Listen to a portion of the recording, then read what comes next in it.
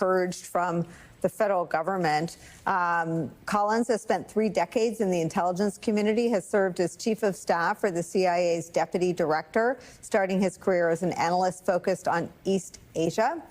Collins and Riekhof has also served more than 30 years, has more than 30 years experience in the intelligence community, including as an expert on the Middle East. The ODNI previously listed her as an exceptional analyst. She also previously served as director of the Strategic Futures Group at the National Intelligence Council. Seasoned, apolitical, proven, trusted intelligence officials fired today by Tulsi Gabbard. Director Brennan. Yeah, this whole thing just makes me livid.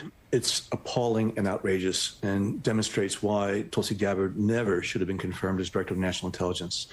Michael Collins and Marie Langen-Riekhof are 2 of the most experienced, accomplished, and talented analysts in the entire U.S. intelligence community. With over 60 years of combined experience, they have worked for successive administrations since the 1990s. They have demonstrated time and time again their capabilities, their competence, their integrity, and they have served as role models for a generation of intelligence officers inside of CIA. They're CIA officers by background and by training. And this is going to have real reverberations within the workforce because, as Congressman Hines pointed out, it's clearly a signal to tell analysts throughout the intelligence community, you tell the truth, you provide objective analysis as you're supposed to be doing, you are running the risk of getting fired. And Michael and Maria are really the quintessential analysts that you want to have providing insight and information and analysis to policymakers so they make the right decisions for U.S. policymakers. But this is a very tangible example of such dangerous and insidious corruption within the Trump administration.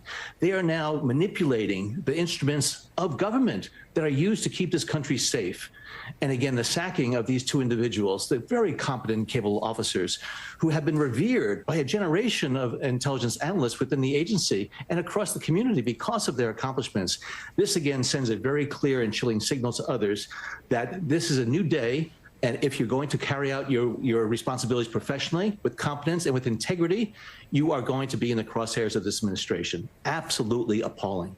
Director Brennan, I wonder if you can pull the curtain back a little bit for me on the conversations happening among former intelligence officials, because I know in the transition from my own reporting that there was grave concern about the folks that had been anywhere near any collection or analysis around Putin and Russia.